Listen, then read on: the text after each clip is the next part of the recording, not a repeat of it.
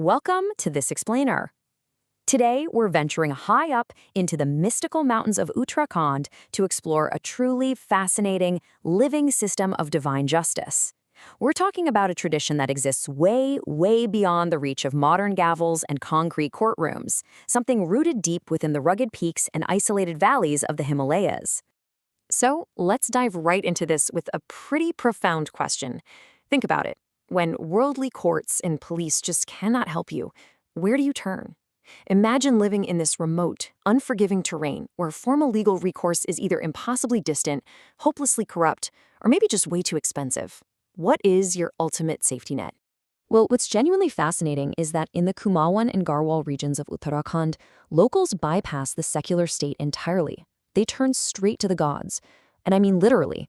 They file formal legal paperwork, often on official government-issued stamp paper, right there in these mountain shrines to seek absolute divine justice. They aren't just praying for a good harvest here. They are demanding retribution and fairness. Section 1. Bhairav, the Fierce Guardian. To really wrap our heads around this incredible practice, we first need to meet the ultimate judge and protector of these valleys, Bhairav Devta. And, spoiler alert, he is not your typical serene deity. See, the people of Uttarakhand have taken this grand, terrifying, cosmic deity and embraced him as a deeply personal, living protector of their daily lives. In classical Hindu texts, Bhairav is this cosmic destroyer born from Lord Shiva's fiery wrath, famously decapitating the fifth head of Brahma just to shatter his arrogance. But up in Uttarakhand, he's totally transformed. He becomes the fierce guardian of the village boundary, the protector of the cattle, and literally the local magistrate who listens to the grievances of the poor. And Bhairav doesn't just hold one form. He actually manifests in 8 distinct forms, known together as the Asht Bhairav, creating this massive divine shield over the Himalayas. Each form has a highly specific function, everything from purifying thoughts to destroying evil energies and upholding absolute truth. Together, they form an unyielding spiritual boundary around the communities they protect. This deity's power is woven right into the very history of the region. Take the legendary battle at Longargarh Fort, for example. When the wildly formidable invading Gorkha army tried to conquer this strategic stronghold, they were mysteriously and swiftly defeated in just 28 days. The Gorkhas were actually so awestruck by the unseen force that crushed them, they recognized it as Bhairav himself. They famously left a massive 40-kilo copper tribute at his temple, which forever cemented his title as the Protector of Garhwal. But this isn't just ancient military history, you know? Local folklore is absolutely full of deeply personal anecdotes, like the story of Lalu Das. Lalu was a severely impoverished farmer whose child was brutally beaten by a wealthy, oppressive landlord over a totally false accusation of stealing milk.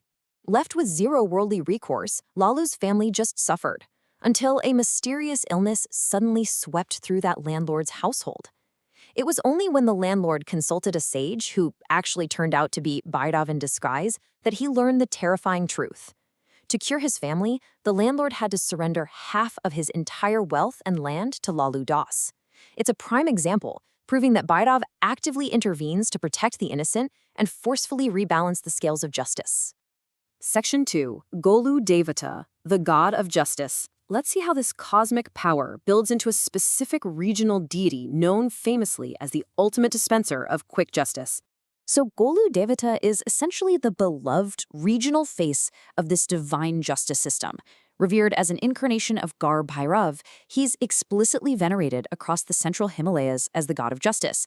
He's deeply rooted in the cultural identity of the local people, not as some distant, abstract myth, but as a very present, highly active force. And his origin story is powerful, perfectly explaining his role. Born to Queen Kalinka, the infant prince was stolen by 6 horribly jealous co-queens, replaced with a stone and thrown into the roaring Gori River. Rescued and raised in poverty by a humble fisherman, the boy eventually returned to the royal court riding a wooden horse. When the mocking queens asked how a wooden horse could possibly drink water, the boy famously clapped back, "If a queen can give birth to a stone, a wooden horse can drink water." This brilliant exposure of their crime explains exactly why a god who suffered such profound injustice as a child became the ultimate champion of the wronged. Which leads us right back to that incredible hook. At places like the famous Chitai Golu Temple, you won't just find standard prayers. People literally bypass corrupt or failing legal systems by submitting official stamp paper petitions directly to Golu Devta. They're detailing land disputes, unpaid debts, and false accusations, all in writing. And if the god delivers justice, the petitioner is strictly bound to return and hang a brass bell in gratitude. Section 3. Jugar, waking the divine. But how exactly do these villagers communicate their complex pleas to these powerful gods when a written petition just isn't enough? Okay, let's step into the sensory-rich world of the Jugar.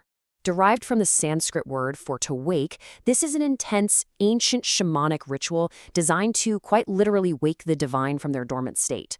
We're talking about a raw, nocturnal ceremony where the barrier between the human and the divine is violently torn open. Now, this ritual requires some highly structured teamwork. 3 key people have to work in perfect unison.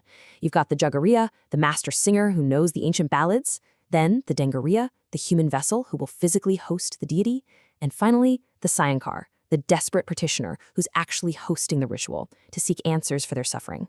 Let's walk through exactly how a Jagar unfolds. It starts quietly, purifying the space and lighting the sacred Duni fire.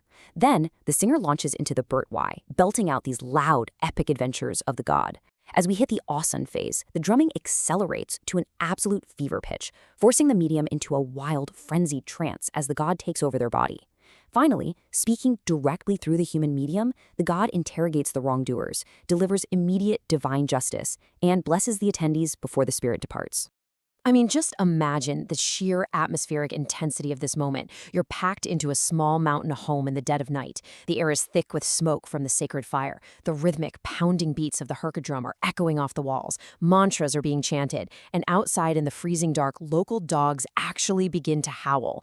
It's an environment meticulously engineered to break down the barrier between our physical world and the cosmic court of the gods.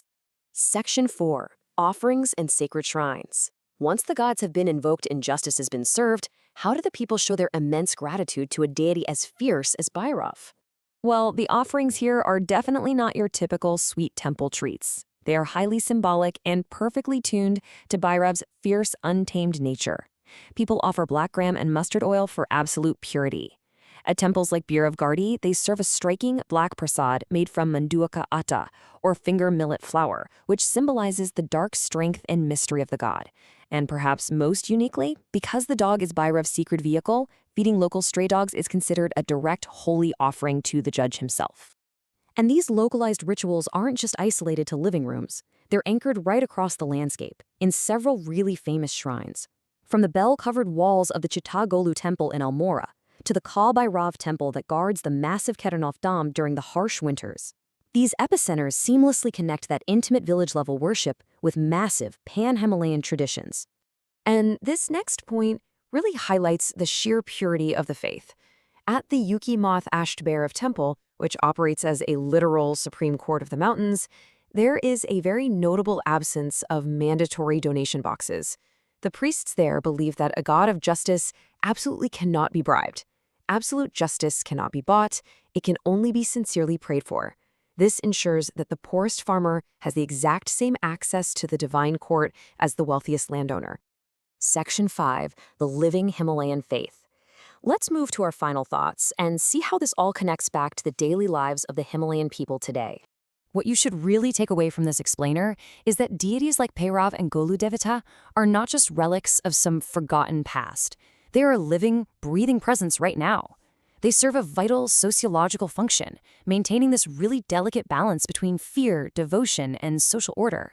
They are the ultimate safety net for people living in incredibly harsh and historically isolated mountain environments.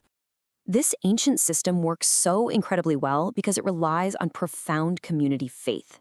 When the nearest police station is a 2-day trek away, the fear of divine retribution from Bhairav keeps people honest. It ensures that no one is ever truly alone, and no one is ever without recourse when they are wronged. The community itself, watched over by their guardian gods, becomes the true arbiter of truth. I'll leave you with this final thought. We place so much trust in the papers, the gavels, and the institutions of the modern world. But if that modern world failed you completely, if you were left with absolutely nothing but the truth of your own innocence, would you be ready to ring the brass bell, light the sacred fire, and wake the divine? Thanks for joining me on this journey, and keep seeking the truth.